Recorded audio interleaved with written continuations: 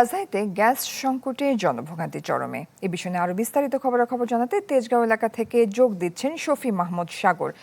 সাগর, প্রতিবেদনে আমরা জানছিলাম যে চরম ভোগান্তিতে পড়েছে সিএনজি খাত।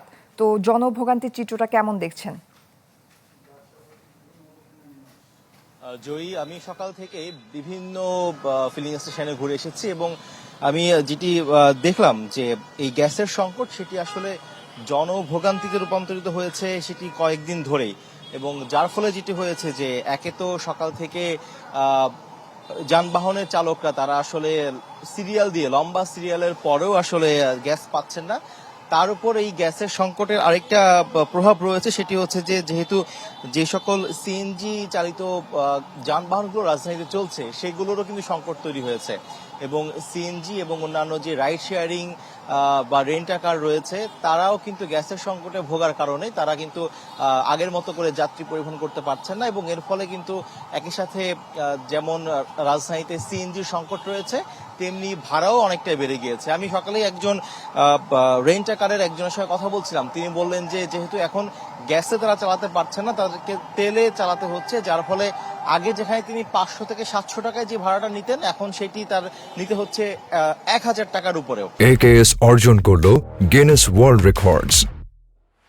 AKS এর পাশাপাশি সিএনজি চালকরা বললেন যে দিনের বেশিরভাগ সময় তাদের আসলে কাটাতে হচ্ছে এই সকল পাম্প থেকে পাম্পে ঘুরে ঘুরে, কারণ হচ্ছে যে এক পাম্পে তারা কখনোই গ্যাস পাচ্ছেন না, কয়েকটি পাম্প ঘুরে হয়তো বা তারা গ্যাসের সন্ধান তারা পাচ্ছেন। সেক্ষেত্রে যেটি হচ্ছে যে তারা আসলে 4-5-6 ঘন্টা যাবত ধরে যখন এক একটি পাম্পে ঘুরে ঘুরে আসেন, সেক্ষেত্রে দিনের অধিকাংশ সময় তাদের আসলে রাস্তায় সিরিয়াল দাঁড়িয়ে তাদেরকে কাটাতে হচ্ছে। ফলে তারা যেই আর্থিকভাবেই তারা ক্ষতিগ্রস্ত হচ্ছেন, তারা বলছেন তাদের যে দৈনিক জমা খরচ রয়েছে 1000 টাকার উপরে তাদেরকে জমা করতে হয়, সেটিতেও তারা আসলে কোনোভাবে ছাড় পাচ্ছেন না। এই ছাড় না পাওয়ার কারণে তারা আসলে বাড়তি ভাড়া নিতে তারা আসলে বাধ্য হচ্ছেন। যাত্রীদের কাছ থেকে অভিযোগ ছিল।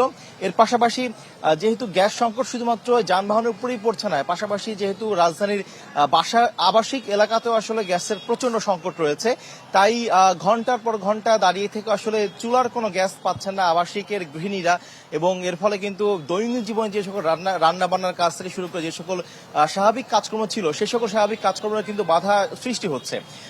এবং আপনি তো এবং বিভিন্ন যে সকল শিল্প প্রতিষ্ঠানগুলো রয়েছে সেগুলোতে কিন্তু গ্যাসের ঘাটতি রয়েছে। ফলে বলা যায় যে আসলে এই গ্যাসের চলমান যে সংকট সেটি আসলে সকল শ্রেণী পেশার মানুষকেই আসলে প্রভাবিত করেছে, তাদের জনজীবনকে বেশ দুর্বিষহ করে তুলেছে। জয়ী। সাগর, ধন্যবাদ আপনাকে।